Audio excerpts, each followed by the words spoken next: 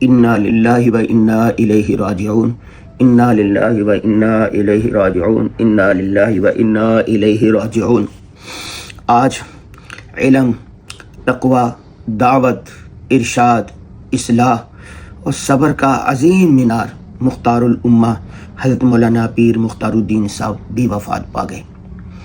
اس ایک مہینے کے اندر پاکستان کی 3 بڑی عظیم اور روحانی شخصیت وفات پا چکی ہیں۔ ابھی چند دن پہلے حضرت مولانا پیر ذوالفقار احمد نقشبندی وفات پا گئے۔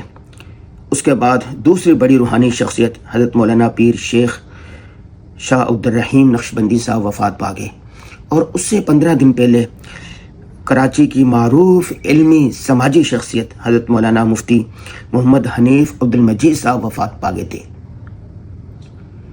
دل انتہائی رنجیدہ پریشان ہے۔ اللہ اکبر۔ نیک لوگوں کا اتنی تیزی سے دنیا سے چلے جانا قرب قیامت کی علامات میں سے ہے۔ حدیث شریف میں آتا ہے کہ نیک لوگ بڑی تیزی سے دنیا سے چلے جائیں گے اور پیچھے جھاگ کی طرح لوگ رہ جائیں گے اور اللہ ان کی پرواہ نہیں کرے گا۔ موت العالم موت العالم، ایک جید عالم کی موت کو پورے جہاں کی موت قرار دیا گیا ہے۔ ہمارے کرنے کے 2 بڑے کام ہیں۔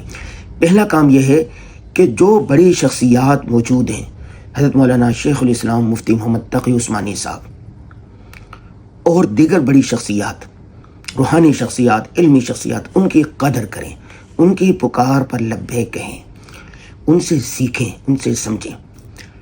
نمبر 2، کسی بھی بڑے عالم پر چھوٹے موٹے اختلافات کی وجہ سے ان پر تنقید نہ کریں، طعن و تشنیع نہ کریں، اخلاقیات کا دامن نہ چھوڑیں۔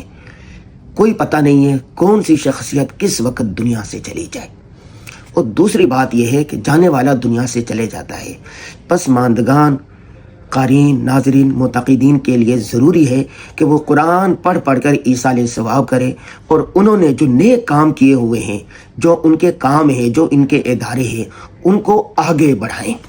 اللہ تعالیٰ تمام مرحومین کی کامل مغفرت فرمائے، اور جو باقی ماندہ بزرگ ہیں ان کی قدر کرنے کی توفیق عطا فرمائے۔ آمین یا رب العالمین۔